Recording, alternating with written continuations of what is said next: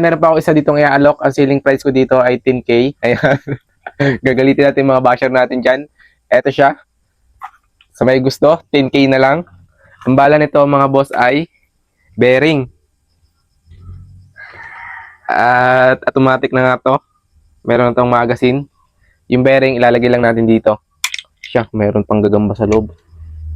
2, 3,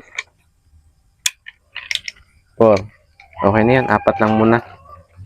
So, balik natin itong takip. Tapos, ikasa natin. Medyo magabok, kayo na lang magpagpag sa mga kabili. So, ayan, ikasa natin. Ganito lang siya ikasa. Automatic na siya magkakabala sa loob. Bakit wala? Ayun. May bala na siya sa loob, isang bearing. Balik lang natin itong kanyang magazine. Bali, wala na pala yung kanyang buttstock. Kaya na lang din na maglagay. Bigyan ko na lang kayo ng discount. So, ganito lang siya gamitin. Ayan, try natin, oh. Yun. Parang tumulo lang yung bala, ah. So, ito yung target natin, oh. Lagay natin dito.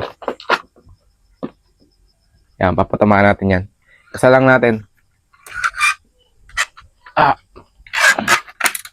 Ayun, may bala na ulit. 6mm steel ball. Target.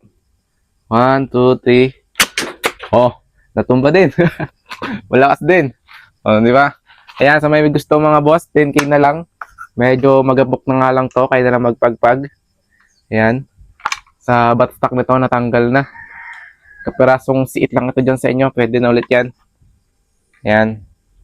Paunahan na lang, selling price ko dito is 10K. Hindi na kayo lugi dyan. Ayan.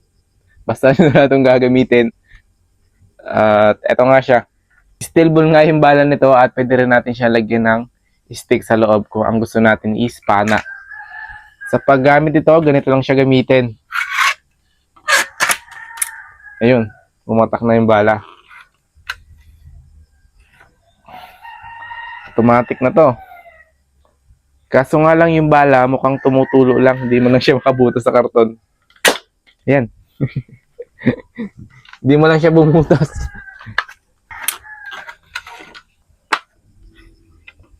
Fire. Sablay pa.